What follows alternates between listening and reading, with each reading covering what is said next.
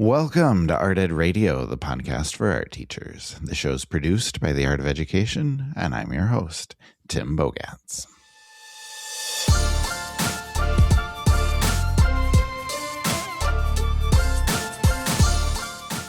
Welcome to the new year. Welcome to 2026. Welcome to the January mailbag. And of course, welcome to Amanda Heyn. Amanda, how are you? I'm great. Happy New Year, everybody. Happy confetti season. I'm glad to be here.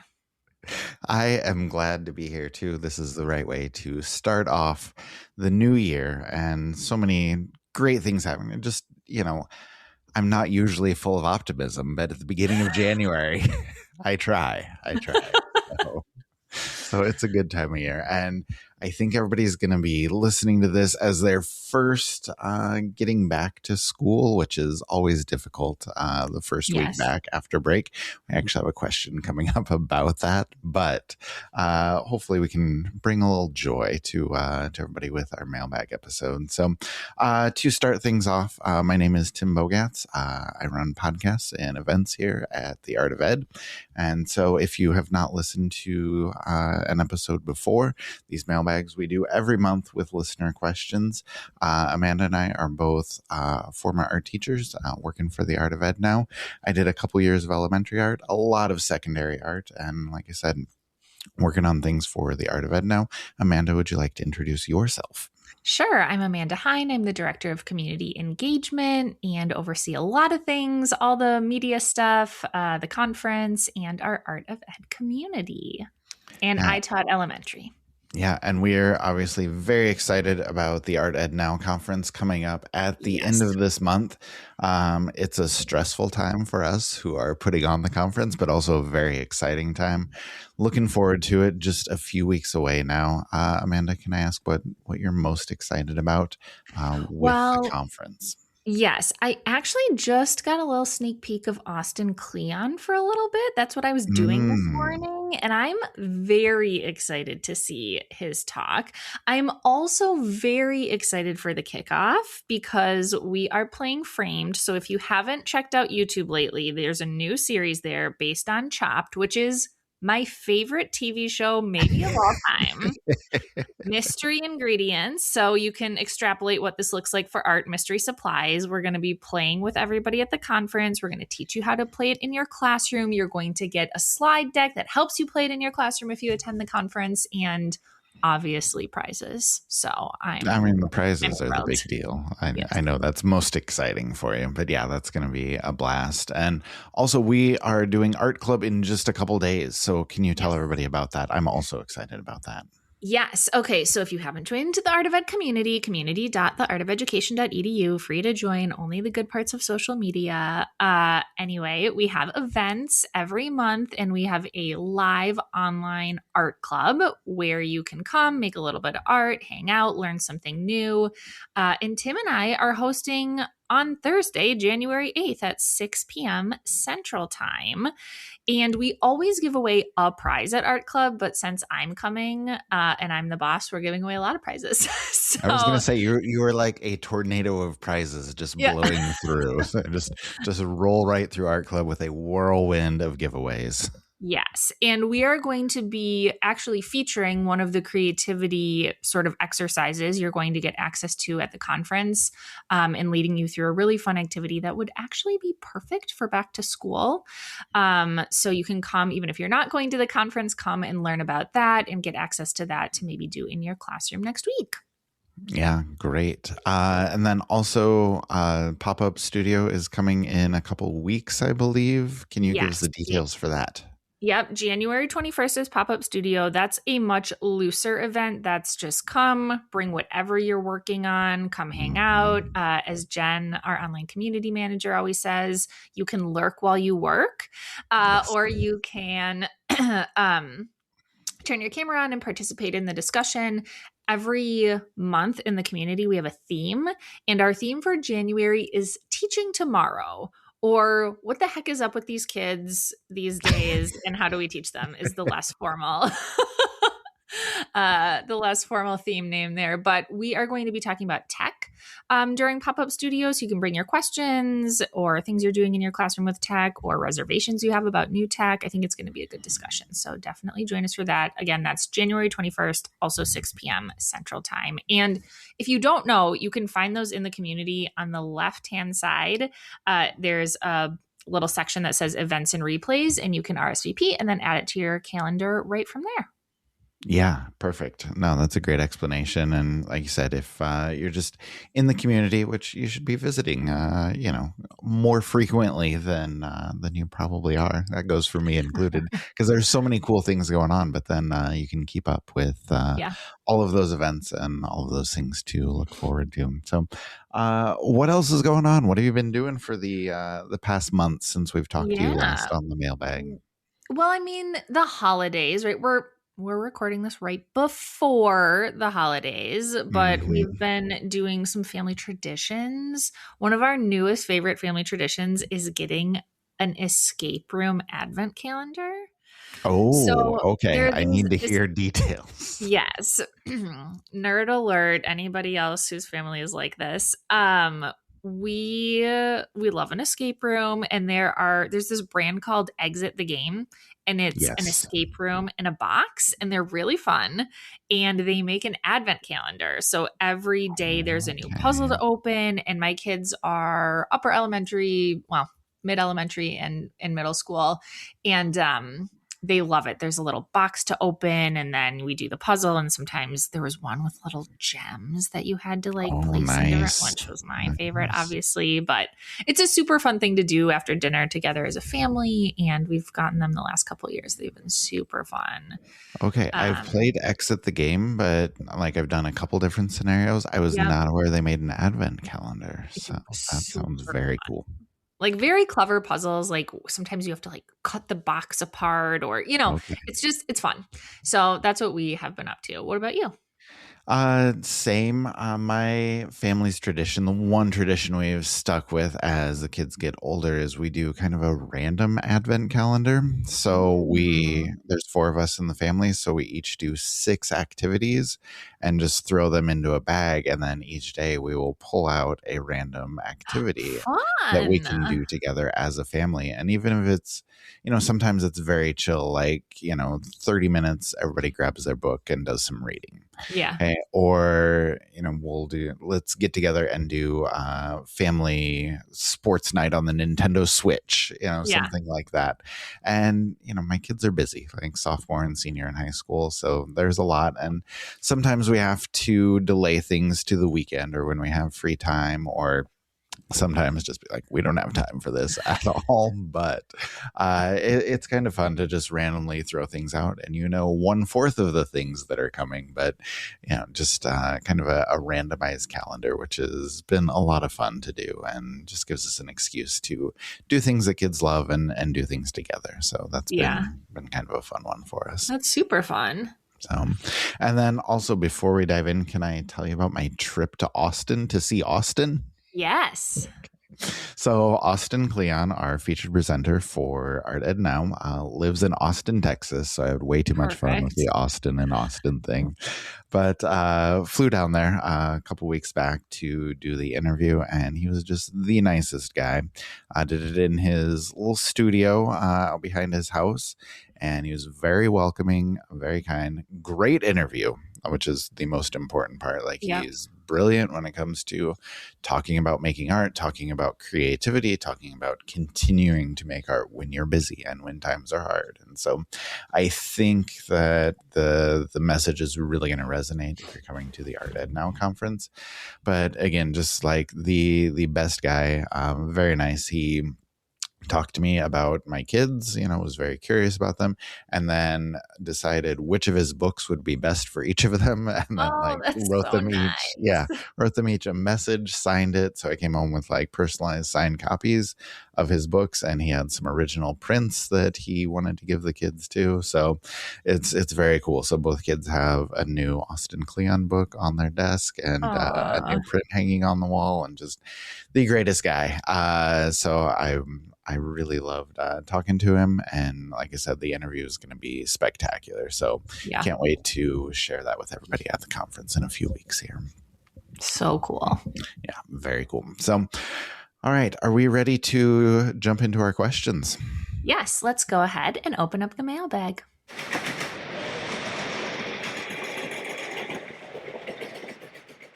Our first question is from Josh in North Carolina. And Josh says, in my PLC, we were just talking about Spotify Wrapped and music we play in our classrooms. And I'd love to hear you talk about what music is good for kids to listen to in the art rooms and why. Or do they even need music? Okay. Also, bonus points if you want to share your Wrapped for the year with, is that a winky face, a smiley Winky face? I face. don't know. Winky face. Thank you, Josh. No, I think that's good, and I think we should share. Wait, what is plural? Is it Spotify Wrapped? Spotify's Wrapped. I don't know the correct way. Spotify Wraps. Are Spotify Wraps? I don't know, but I was the child who had 100% in every class, and then also did bonus points. So I would love to earn bonus points. Well, let's do it with our. Tell me, Tim, what is? Spotify is Wrapped. Okay, so I actually don't have Spotify.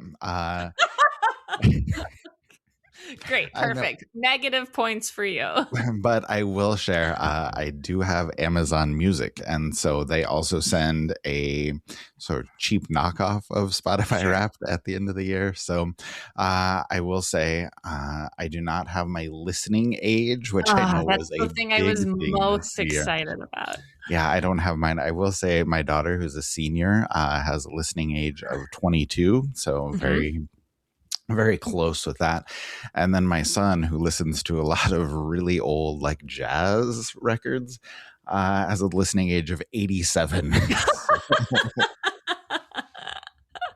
So that did not work out quite as well for him, but that's okay. My top genre was indie rock. My top 5 artists in order were Maggie Rogers at number 1, and then the Wombats, then Kendrick Lamar, Manchester Orchestra, and number 5 was the Beaches. So excited about all. Yeah, I thought it was a good sort of encapsulation of everything I listened to, because I looked at it and I was all excited. I was like, "Yeah, this seems right. This seems accurate." So that was good. Oh, and then podcasts too. Do we want to talk about podcasts also? Sure. Okay, so I have multiple basketball podcasts that I love. So if anybody wants to talk me up with those, we can go into detail. But I don't think most of our listeners are into basketball, so we'll skip that. Then I also have a running podcast called Nobody Asked Us with Des Linden and Carrie Goucher.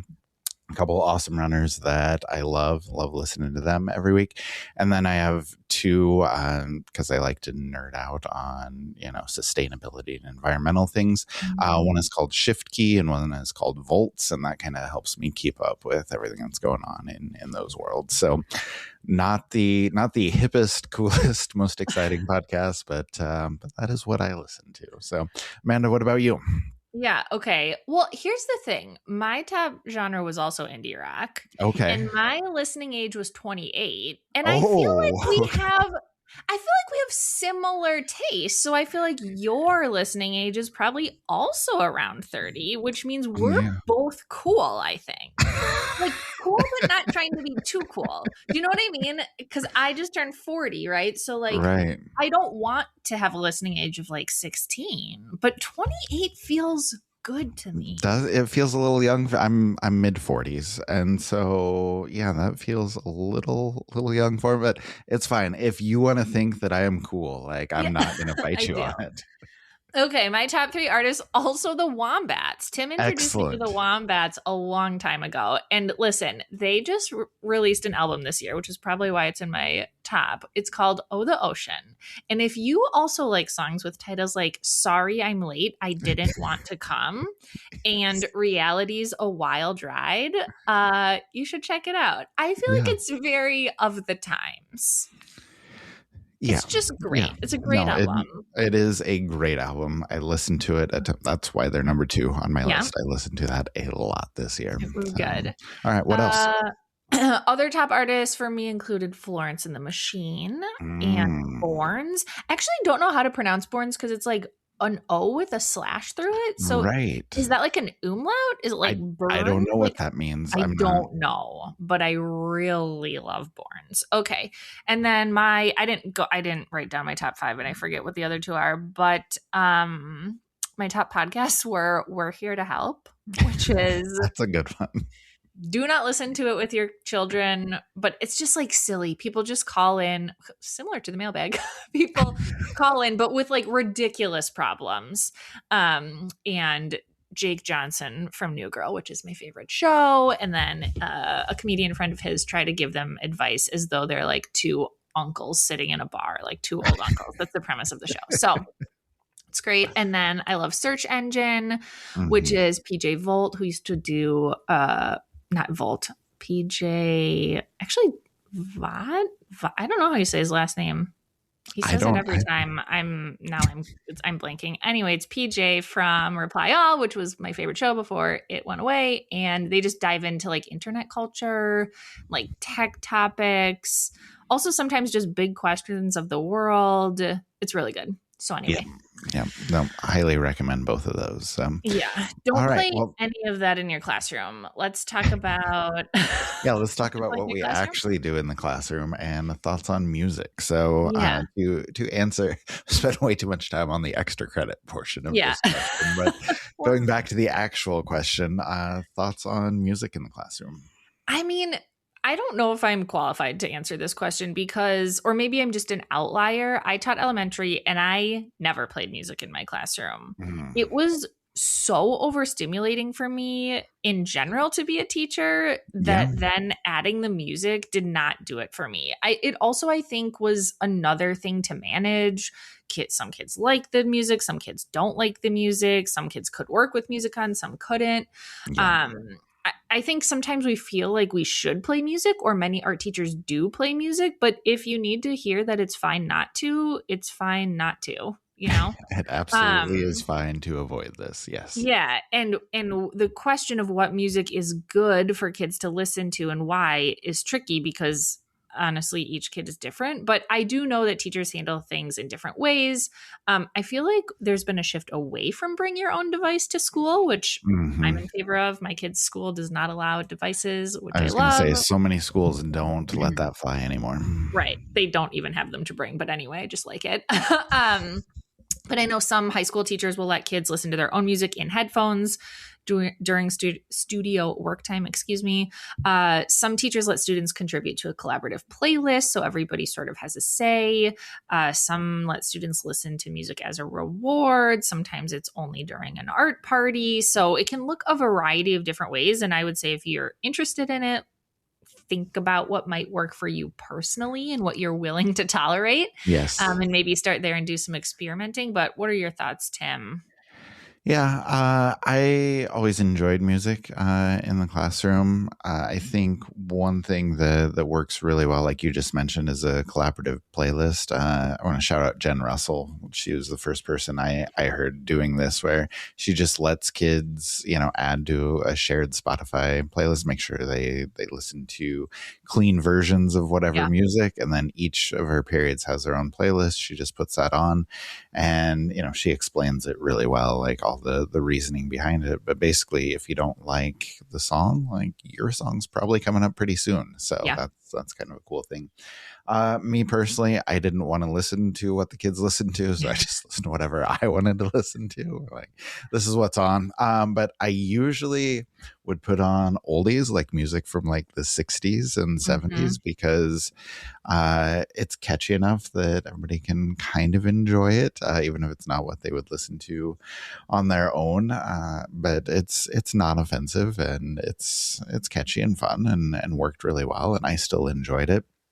And there are times where I would just put on like jazz music or classical music, something without any lyrics, so it just kind of fades into the background. And if you have like a very calming string quartet CD, whatever the case may be, like that can actually have a calming effect on your classroom, depending on how things are going, depending on how the kids react. So I like doing that at times, but like you said, there's nothing wrong with not playing music at all. And I think that's fine. And you make a good case for that, where, if you're overstimulated as a teacher with everything that's going on, kids are going to be, overstimulated as well. And so if you don't want to add one more thing, if you don't want to take care of one more thing, then that's fine. But I don't think there's a wrong way to do music, but I would definitely say it takes some trial and error to figure out what works for you, what works for your classroom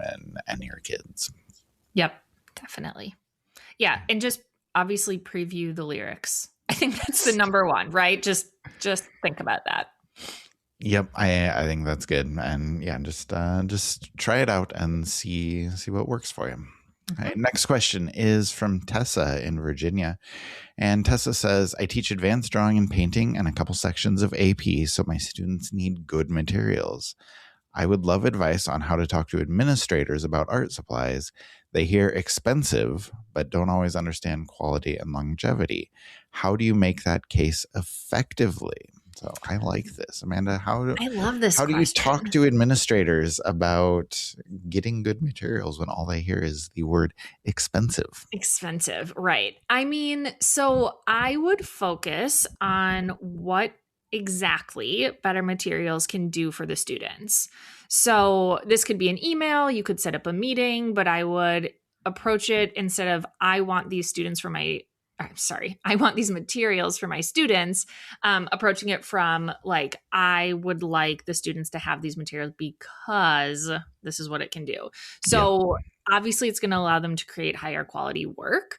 I think a side-by-side comparison of work created with low quality materials versus high quality materials can go a long way, because if you don't know art, you don't really know, right? You think any colored pencil is a colored pencil, which we all know. If AP students had, I don't know, rose art. Does rose art even make colored pencils? I don't know. I don't know. But you know what I mean. Versus a Prismacolor or something even higher quality, there's going to be a definite difference in the finished product. I think also making the case, I think administrators do kind of like competition. And so allowing your school students to compete fairly against other students using high quality materials for AP scoring might be a good tact to use.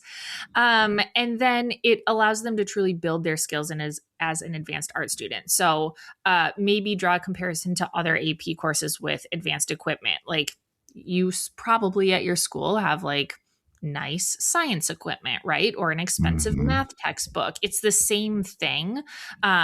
We wouldn't expect students to use materials that are commonly found in an elementary classroom, to make a high quality artwork. Now, can you do interesting things with low quality materials? Absolutely. Yes, you can. But that's a different discussion and not what was asked here.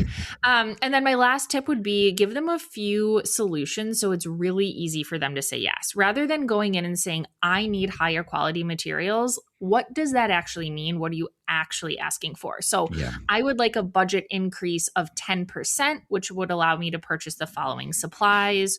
Or I'm starting a donor's choice fundraiser. Could it be shared in the weekly school communication? Or I have priced out 3 different plans here, A, B, and C. A is my preferred. Here's what I could get. Like, do the work up front and have a clear example of what you're asking for. So it's really easy for them to say like, yes, I can do that, or no, I can't, or come back to you, with their thoughts on it, rather than just like this general ask for better supplies. Like, make it as easy as possible for them to have that discussion with you.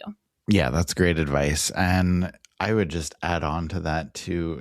Tessa said something about longevity. And if you can make that argument of, hey, if I get this really nice marker set, I don't need to buy markers for my advanced kids for the next 4 or 5 years. If I get this really good set of colored pencils, like it is a good way to make sure that things are lasting a lot longer. And I think that can be really effective. To echo a couple of your points, I think that work comparison is the most effective. Like, this is what this drawing looks like with these materials versus these materials.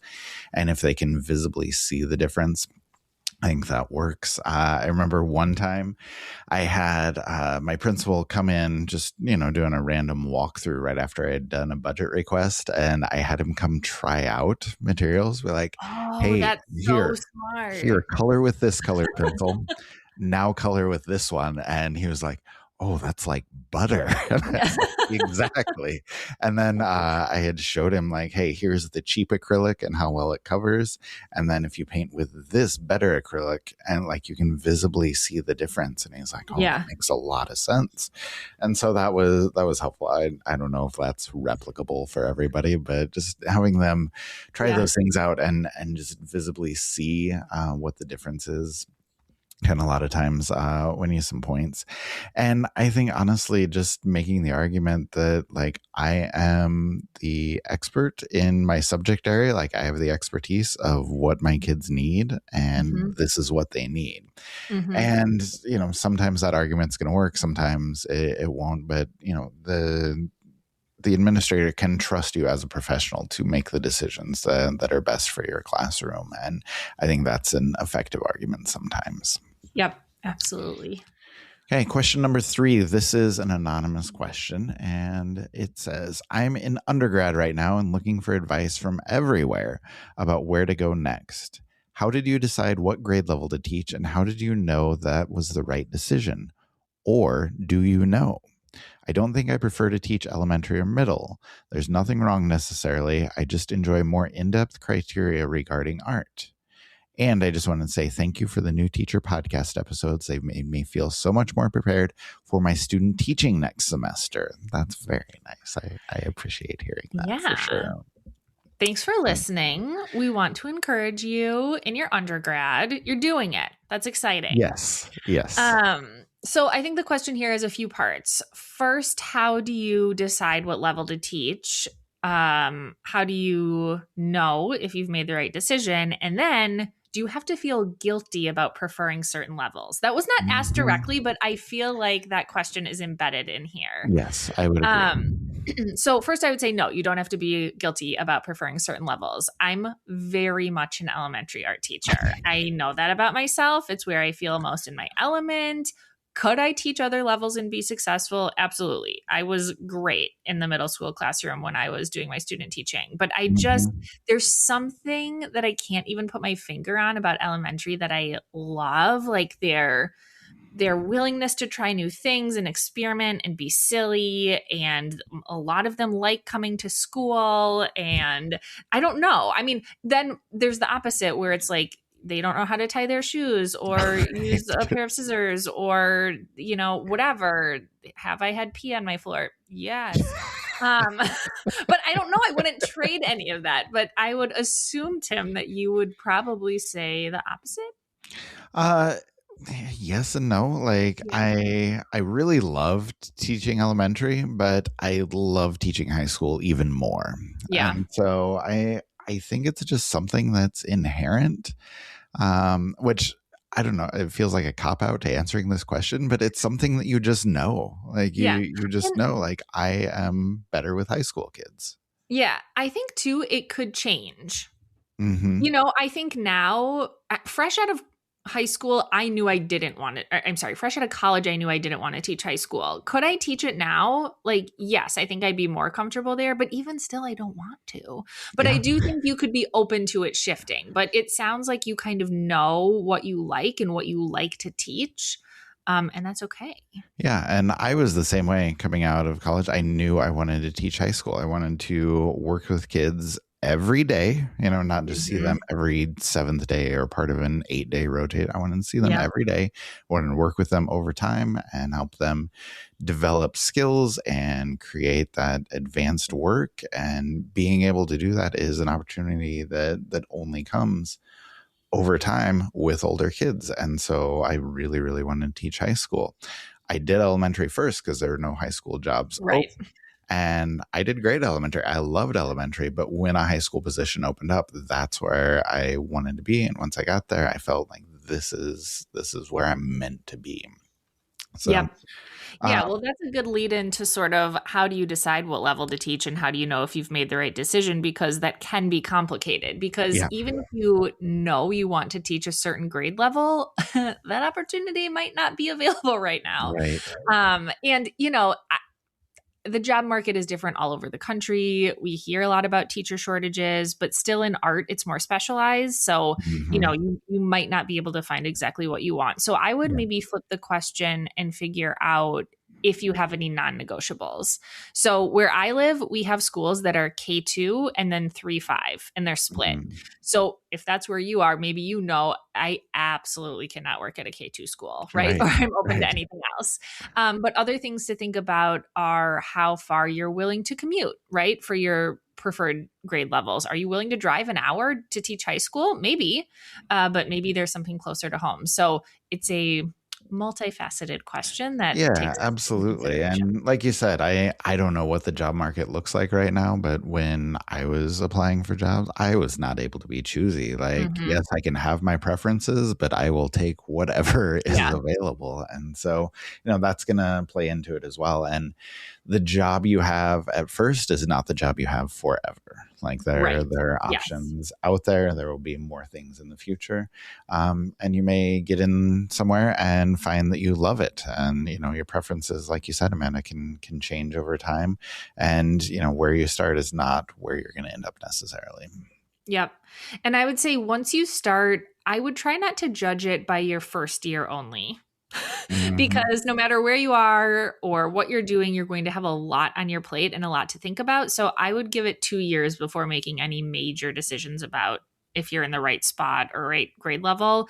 But I guess my caveat would be if there's something super egregious, of course, listen to your gut. Yes. But you're going to have first year challenges wherever you are. So I'd let it settle a little bit before deciding, like, yes, this is ultimately what I want to be doing. Great advice. Next question is from Alex in New Mexico. And the question is why, with lots of the letter Y at the end of that, why is it so hard to come back to school after breaks? I know I'll be struggling to get back into teaching and get back to having flow in my classroom in the first weeks of January. I would love any advice for me and for my kids. For me, how do I put on an excited face even when I'm not excited to be back in front of the class? For my kids, what are some things I can do? Maybe lessons or maybe just other activities that are good to start off the semester. I mean, in my notes for this question, I just put the shrug emoji guy that's made out That's of, fair. you know, And that's honestly, that's how news. everybody's feeling as we're going back to I school I this think weekend. I think fake it till you make it. Hmm. Honestly, I mean, you have to be there, right? So you need to make the best of it. I think that one tip I have is out of the classroom schedule something to look forward to a few weeks after school is back in session. So we've Mm, just come off the holidays. I feel like there can be this sort of lull, whether the holidays are good for you or bad for you. There's a lot of anticipation. How yeah, is it going to go? Where do we have to be? All of that. And so there's sort of a letdown, even if it was good for you after the holidays. And so scheduling something a few weeks after school is back in session, dinner with a friend, a concert, a special outing. My family's going to see Hamilton in a few weeks, which I'm excited awesome. about. I've Yeah, never seen it live. Even getting a special treat, whatever it is, so that you have something to look forward to that is not school, I think can go a long way in sort of boosting your mood and giving you something to look forward to. And then in the classroom, I would make things as easy as you can for yourself. yes. So low prep, no stress projects. This won't help because this is going to be released way after it's helpful for you, but maybe for next year. As an elementary teacher, I often left projects in progress rather than trying to wrap everything up. And Mhm. Yeah. I that might be controversial. I don't know, but that way I could just jump back into the middle of a project, so I didn't have to teach anything new. Now, obviously, if you're teaching secondary and you have a new group of students, that is not going to work for you. But Right. if you do have a class that spans the break, that can be nice. And then I think my last piece of advice is just it's the start of the semester. So even if you have the same kids, think of it as a second start of the year, revisiting procedures, routines, easy projects, activities, come to the Now conference if you need a dose of I was positivity and going to joy say and learning. positivity and inspiration, a weekend of art making and joy. Let's do it. Yeah. So I think that's how I would tackle that. Yeah, I love that. I would just say, don't dwell on it too much. Don't think too hard about it, but just like, what do you enjoy about teaching? What is your favorite thing to teach? Like your favorite material to teach? Do that. Like get started with something that you enjoy, that you love sharing with kids, that you really like to put out there, because that can make you feel a little bit better about it. And just simplifying too, if you want all of your classes to be working with the same materials so you don't have to prep that much, go for it. If you want to skip grading this project, I'm not going to tell anybody. Like, that's fine. Go for it. Not everything has to be great. If you want to just put that off for another week, you can probably do that. And Amanda, I love your idea of giving yourself something to look forward to outside of school. And, I have the same idea of just concentrating on things outside of school, because if you're feeling better outside of school, you're going to feel better when you're there. And so, if that means, making sure that you're making it to the gym, or making sure you're spending more time with family, or eating better, whatever, try and focus on those things. And included with that is setting boundaries at school. Make sure that you're not going to show up early. Like, things will get done. Make sure that you're not going to stay late because you need to get home. And if you can focus on life outside of school, that's going to help. And I think your students are going to be excited to be there for the most part. Some of your high school kids will be cranky, but some of them will be excited. But if you can find those kids who are excited and just sort of feed off that energy, kind of reciprocate that, then that can make you feel better as well. And so it's obviously not easy to go back. You're listening to this on day 2 of your return to school. It's not the easiest time to be there, but there are things that you can look forward to. There are parts of your job that I know you love, and just focus on those. And that's going to make you feel a lot better as we're sort of getting back into the routines of things and getting back into, as Alex said, the flow of the classroom. It'll take a little while to get there, but you can do that. Can I say one more thing? Please do. Because the Art of Ed actually has a whole slew of things to help you ease back into the school year. Yes. It's called Color Your Year. And so you might have seen this at the beginning of the school year, but there's a part 2 that's out. So maybe we can link to that in the show notes. But basically, there's an encouraging message, and there's a bunch of free resources, including the second half of a art teacher planner. It has a bunch of cool stuff in it. It has reminders about community events, other free resources. And so we'll link you to that too, in case you could use a little pick-me-up. Yeah, great idea. We'll make sure that that's easy for everybody to find. All right, our final question for the day. This is from Sarah, and Sarah says, what are your favorite early finisher activities for high school? Okay, I feel like, Tim, I think I'm done for today. I don't know. Sketchbooks, 3 projects at a time, jobs. I know you have some ideas. Do you want to share them? I do have some ideas. My biggest idea is to not let your kids be early finishers. I know this always gets a million questions when I bring it up, but I always have 3 projects going at once. So kids always have something to work on. There's a really old article from, I don't know, a decade ago that kind of outlined this. But I always have sketchbook work going. I always have kids working on a choice project. And then I always have kids working on an assigned project. And, you can decide who's doing what on which days. But if they're done with one thing, or even done with 2 things, there's still something else that they can be working on. So, and that takes a little bit of time to get that routine established and get them to remember, like, oh, hey, I have these other things that I can be working on. But as long as there are always options available, I think that's the easiest way to go about things. If you don't feel like putting all of that effort in, don't want to front load, 3 different projects at once, sketchbook prompts are great. Just have a couple printable lists of projects. I know we have multiple ones from the Art of Ed with sketchbook prompts, all different ideas there. Just find those, have those available in your classroom, and just let the kids choose one and work on it. But creativity challenges, anything like that can kind of keep them busy, keep them working, and keep them doing creative things, I think can be really helpful. Amanda, you mentioned jobs. Like, what are you thinking with jobs to keep in the elementary classroom, sometimes kids would love to wash paintbrushes or test markers or organize stuff or pass back artwork, or I don't know, just help with the maintenance of the classroom. Yeah, no, I think that can work. I would say there are a lot fewer kids in high school of course. who want to do those things, but you can still find kids who are willing to. Okay, everybody still loves testing markers, so if that's a job they do, no matter, like, again, we're in our 40s. I think you and I would love to test a marker right now if testing markers.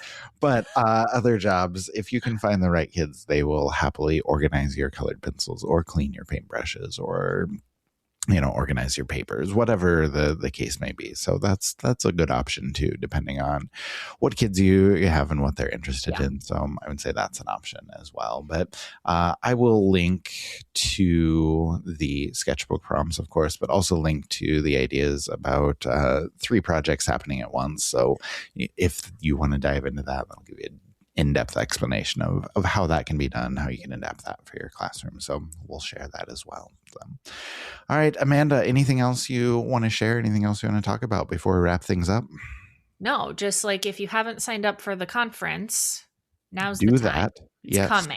Do that. Come hang out with us later this month. We didn't even mention this, but we're giving away over $10,000 in cash and prizes from us and our generous sponsors, and tons of great learning. I think Austin Kleon is going to have a message that will really, we just got done talking about inspiration and how do you stay excited for the second half of the school year. And I think he's going to really speak to that. So don't miss it and come hang out. We'd love to see you. Yeah, a lot to look forward to, and we would love to have you there. So Amanda, thank you so much for answering questions. Always fun to do the mailbag with you. Yep. Thanks for having me. All right, that will do it for the January mailbag. Thanks to Amanda, and thank you for listening, for spending a little time with Amanda and me as we kick off 2026. And as we talked about, I know the first week back after break can feel like a lot. So I'm hoping that this episode, that this conversation brought you a little bit of joy and hopefully a few ideas that can help you at the beginning of the year. And of course, we talked about how to stay connected in the Art of Ed community. We have Art Club later this week. We have Pop-Up Studio coming soon. Just easy, low pressure chances to make some art, to hang out with other teachers, and just the chance to get together and remember that you're not doing all of this work alone. So I appreciate everybody who writes in all of these questions. We love answering all of these questions, so you can always write in. And Amanda and I love doing the mailbag. And I think that all of the conversations we have are valuable. And I think no matter what we're talking about here, whether it's music in the classroom or how to talk to your admins or how to keep your kids doing what you need them to do, the big takeaway here is that there's not one perfect approach. You have to do what works for you. You have to do what works for your kids. And the idea that sort of runs through all of this is just that you can adjust over time as a teacher. It's great for you to reflect. It's great for you to learn. It's great for you to grow. And it may feel tough to do that right now, this first week back, and for everybody who has that, why is it so hard to come back feeling, I get it. And if you're listening to this while you're kind of dragging your feet through this first week back, just know that you are not the only one, but you can keep it simple. You can revisit your routines. You can start with something that you genuinely enjoy teaching. And as Amanda suggested, give yourself something that you can look forward to outside of school. And eventually that flow will come back. Your classroom will get where it needs to be. And just be authentic with your kids. You don't have to be wildly excited. You can just show up. And as long as you're showing up, you are going to be the teacher that your students need. And then before we wrap it up, I just want to say one more time, if you have not signed up yet, now is the time to register for the Art Ed Now conference at the end of January here. We have an amazing weekend planned. Great learning, a lot of optimism, encouragement, ideas that will help you, and a legitimate source of inspiration for the second half of the school year. As I said, really excited for everyone to hear from Austin Kleon. I think his message about creativity and continuing to make art, even when you're busy, even when things feel hard, it hits exactly where so many of us are right now. Okay, so hopefully you will join us there. But until then, thank you for listening. Thank you for sending your questions. And we will see you next time on Art Ed Radio.